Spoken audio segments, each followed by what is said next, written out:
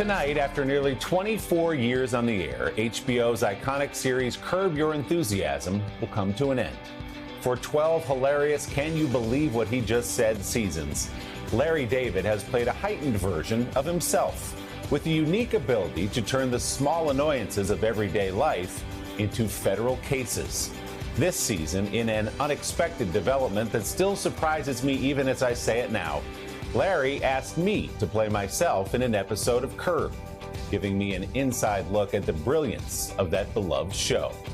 Larry and I got together in New York this week for a Sunday Sitdown and something of an exit interview as he says goodbye to Curb. It's weird. It's a strange thing to say, Larry. Why? What's the big deal? Larry David, the character at the center of Curb Your Enthusiasm, says what everyone else is thinking. It's cute, right? No, not really. But the line between that Larry and the man who plays him on TV He's got dementia. So what? Dementia's not a license to steal, is it? always has been a bit blurry. I'm doing this character, Larry, who is really me, but a me who can't really be in society because I'd be arrested or beaten up every day. But here I have the license to really be who I am, which is that guy. Do you like Girl Scout cookies? I find them abhorrent, but come in. Today, the 76-year-old David is saying goodbye to the show that debuted in the year 2000. Is there any shred of sentimentality that comes with that for you? Maybe a shred, the slightest shred. I'm too old to really be on camera every single week now. To act the way I do on this show. How can I continue to act like that? It's insane. As an old, I could do it in my 50s and 60s and mid 70s. I'm not going into the 80s acting like that. This is Willie Geist from NBC News. Big fan, man. We have a couple of questions we'd like to ask you. What is it about this season do you think that has been so special? Because it's always the writing and the situations you put yourself in, but the casting, myself not included, but no, yourself included. No, I didn't mean to walk into that. You walked into it, and I'm staying with it for a minute. You were fantastic on the show. A natural. You could be an actor if you wanted to easily. And by the way, you know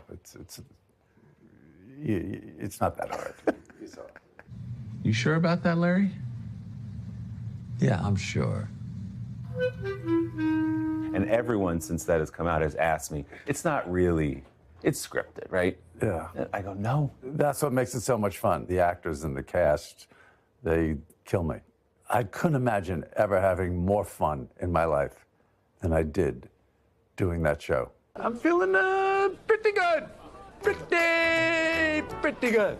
Growing up in Brooklyn with a mother who desperately wanted him to be a mailman, David never considered a life in comedy.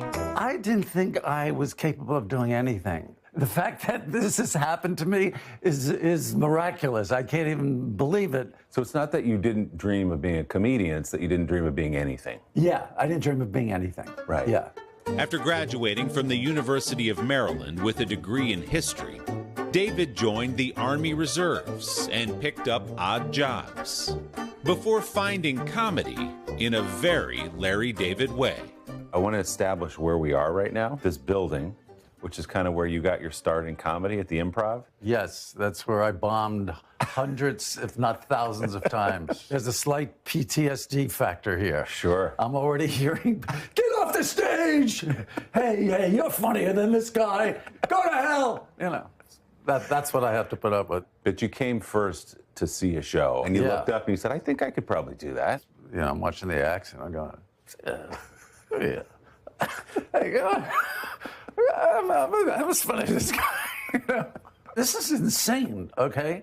And I said to Bud Friedman, the owner of the club, a legend, can I go on? And he said, are you a comedian? I said, no. He said, you can't go on. No, you can't go on. You got to audition, and it's a whole process. It was around that time, in the mid-1970s, David reconnected with a childhood friend and fellow comedian named Richard Lewis, who later became a foil to Larry on Curb.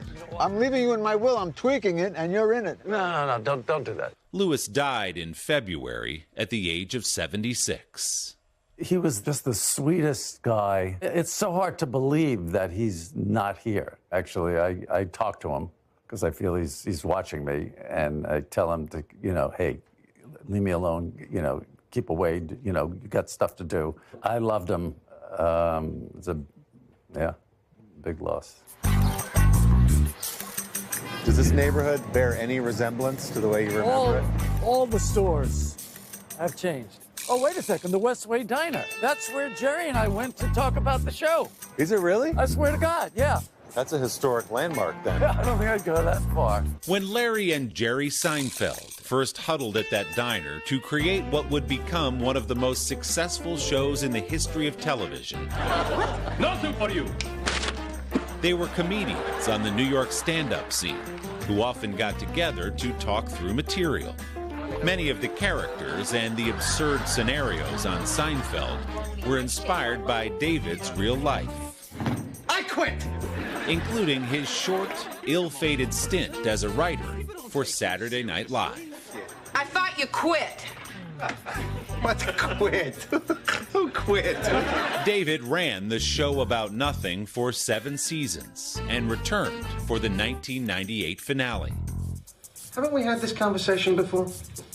You think?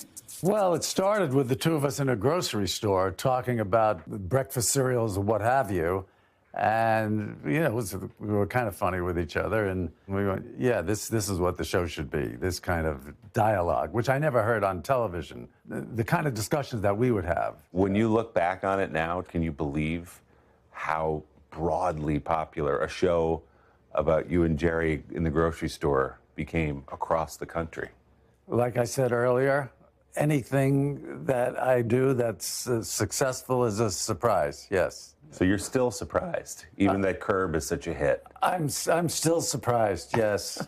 I am. Which raises the question, is there any chance in your mind that this is not the end of Curb Your Enthusiasm? No. No chance? No chance, yeah. This isn't like a Tom Brady, Michael Jordan, no. Leave the door open kind of thing? Yeah, no. Now you're upsetting me, Willie, yeah. I'm trying to draw out some sentimentality. Leave me alone. I did not leave him alone. And in part 2 of my conversation with Larry, we step outside to walk through his old New York neighborhood. Hey, thanks for watching. Don't miss the Today Show every weekday at 11 a.m. Eastern, 8 Pacific on our streaming channel, Today All Day. To watch, head to today.com/allday or click the link right here.